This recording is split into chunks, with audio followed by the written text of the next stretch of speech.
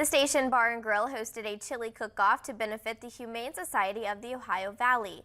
Members of the community could bring homemade chili, either traditional or non-traditional, to be judged. Those who came to enjoy chili could either make a donation of Purina dog or cat food for the Humane Society or pay a $10 fee.